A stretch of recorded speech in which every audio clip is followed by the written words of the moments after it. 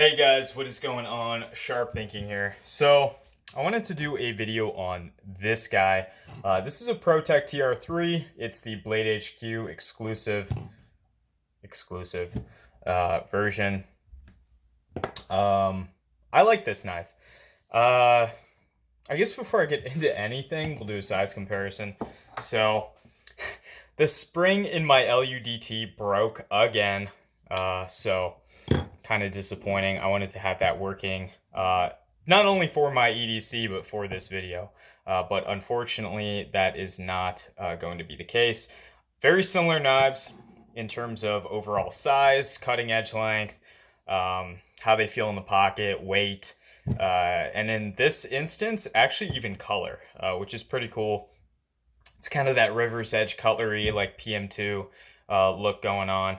I really like it. I think it's a good look for both of these.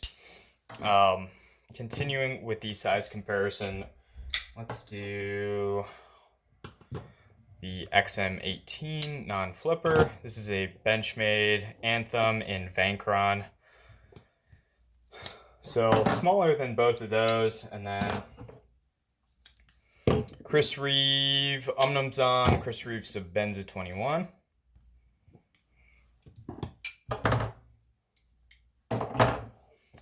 Spyderco Military. And then my EDC today is the Microtech SOCOM. So, kind of on the smaller end of the knives I showed you. However, in hand, more than enough grip space. I would say even more than the LUDT offers. And yeah, I think that's a good thing. Let's start with the handle, because I think that's kind of where this knife has a lot of good things like going on. Sorry, I was reading a text. Handle, very plain. This jimping is very non-aggressive, which ergonomically works out well. Down here, very non-aggressive. You can see it's not catching on anything at all.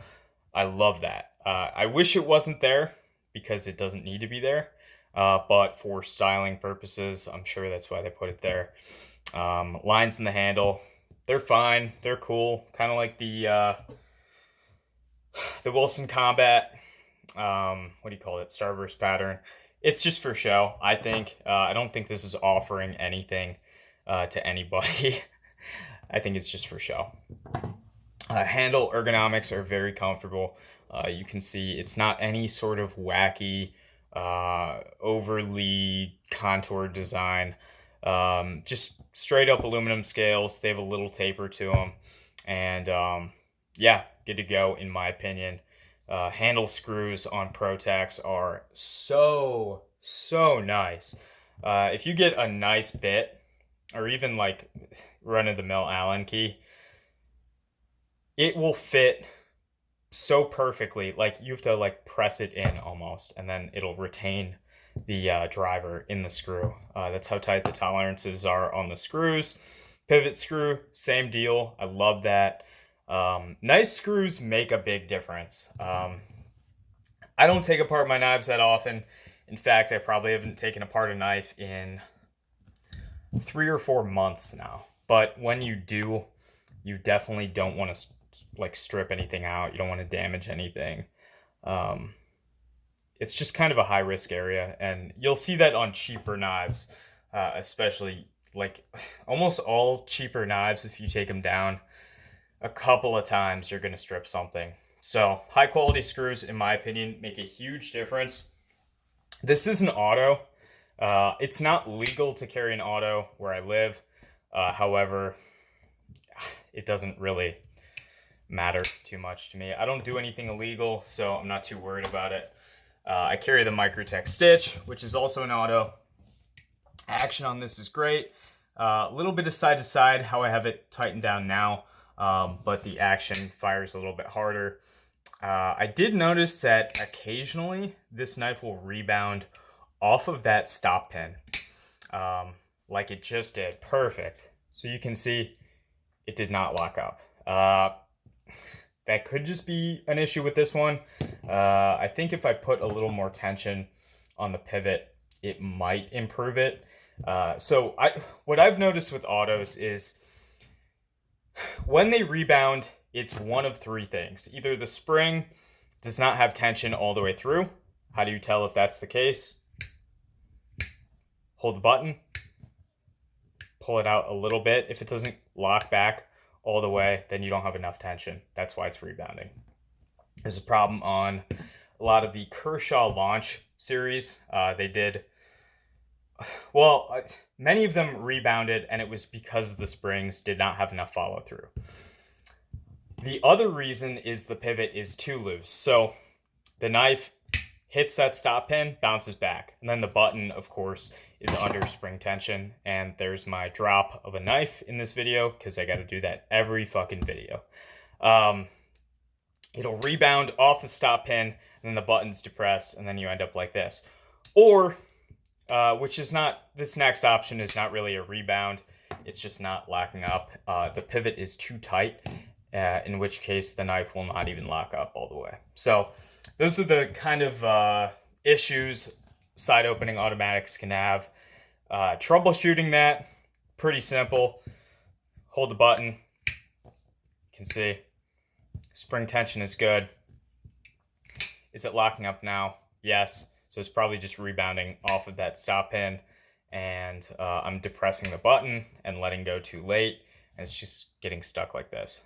So hasn't been an issue on my LUDT, although now the spring is broken, so that's kind of a even worse problem to have, especially with their beautiful hardware that I cannot get into.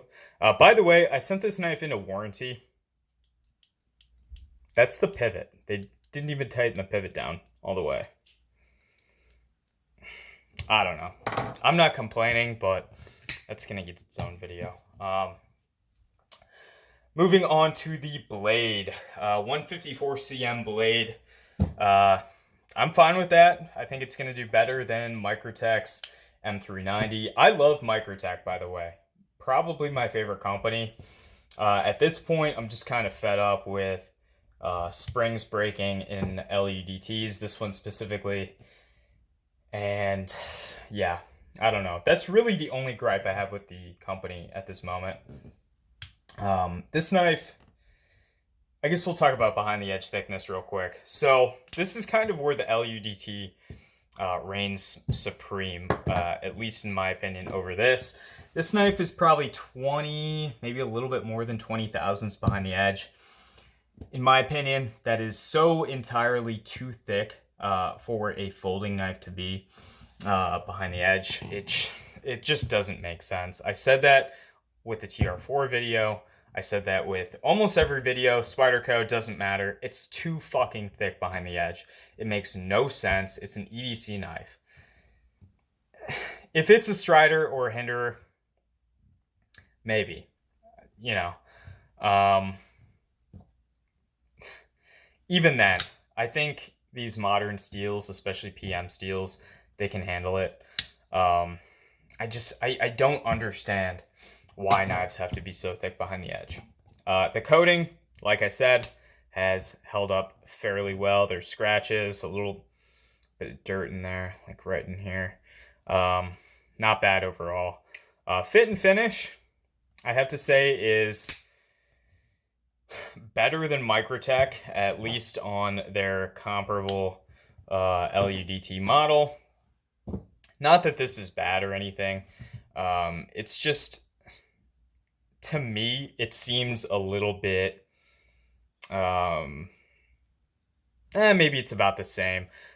I was just gonna say, like, it's perfectly centered on this, perfectly centered on the TR3.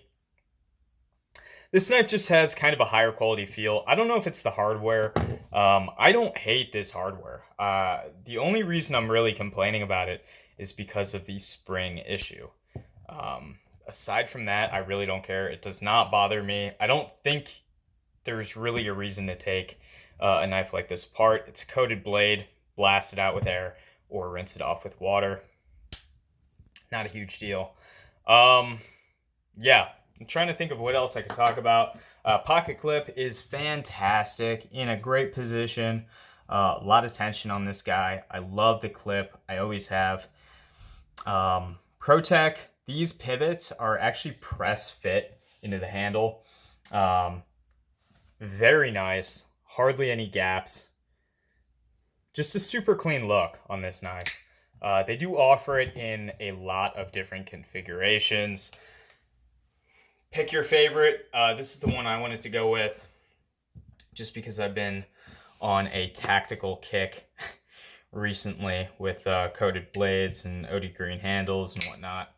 But yeah, I don't know. I think overall it is a really good knife for the average guy. This one might not stick around, not gonna lie. Just the thickness behind the edge kind of ruins it for me.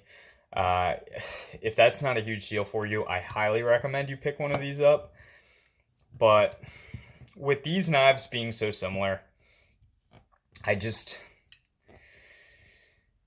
kind of hard to pick this over this, especially when this one cuts so much better. And I do realize that the spring is broken. That's a failure of the knife, blah, blah, blah.